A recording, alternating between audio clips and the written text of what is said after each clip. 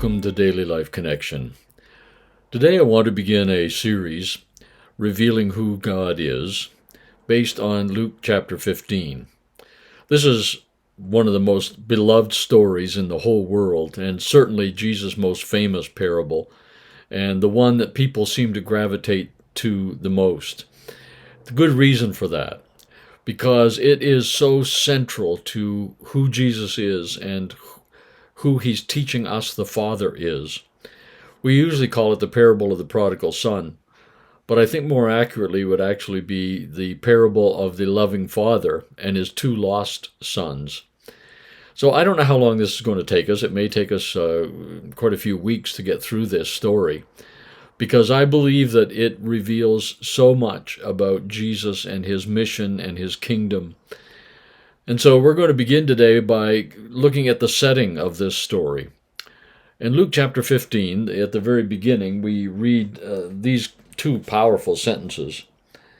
It says, "Now the tax collectors and the sinners were all gathering around to hear Jesus. But the Pharisees and the teachers of the law muttered or complained, 'This man welcomes sinners and eats with them.'" So here we have this setting where Jesus has been going to parties, he has been sitting down at meals with people, and in his culture, to do that, to have a meal with someone, meant you accepted them, you approved of them, you identified with them. And so for the Pharisees and religious teachers of the law, the other group that is in this story, the group that Jesus is dealing with, they were horrified by this behavior of Jesus. It was shocking to them. It was radical. It was obnoxious to them, offensive to them, that he should be doing this and calling himself a rabbi, and even far more than that, saying that if you've seen me, you've seen the Father. And they were so totally convinced that the Father was not like the way Jesus was behaving. They believed that God's priorities were compliance with the rules, the Torah, the law, the instructions that God had given at Mount Sinai and in the years following that, about how to behave and what God believed was important.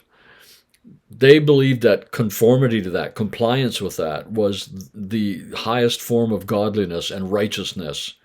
They also were totally convinced that God would not bless their nation unless sinners repented and came into compliance. Their behavior changed, and they began to behave righteously and in compliance and in conformity to the laws and regulations of the Torah, of the Old Testament. And so they were so concerned about that they felt that was their highest calling, their greatest calling from God. The greatest way to honor God was to call out sin, call out sinners, stand for righteousness, or stand for the rules and regulations, make sure people knew what they were, make sure that people knew they were violating them, and call them to and condemning them for it, and judging them for it, and making sure that they realized the seriousness of their nonconformity and their noncompliance. They felt when they did that, they were honoring God. They were protecting God and his righteousness and his law. And so that was their motivation. It had become the primary reason for their calling and for their existence. Here was Jesus welcoming and fellowshipping with sinners. And like I said, to do that in that day, you just did not go and eat at someone's house if you disapproved of them. You certainly wouldn't go to a Gentile's house or a tax collector's house or other sinners' houses. You just would not do that, because it could be interpreted as that you approved their behavior, that you were okay with them as they are. And yet here's Jesus doing that very, very thing, going to these houses and eating with them. In one translation, it says he welcomed them like old friends. He treated them like old friends. Jesus was delighted with these people. He enjoyed their company, and they enjoyed his. It said they were flocking to him. They were gathering to him.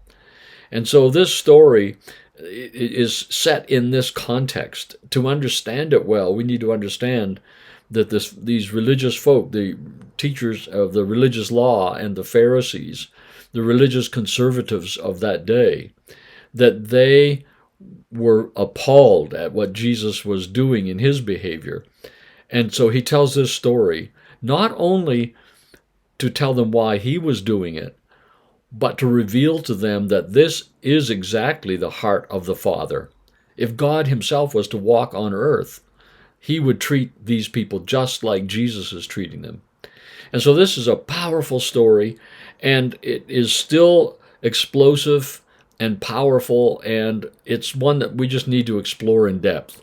And so we're going to do that together over the next few days, weeks, whatever it takes, months, whatever it takes, as we walk down through this marvelous story of the God who loves, the Father who loves, and his lost children, and how he sees them, how he treats them, how he wants us to treat them, and how he looks at us.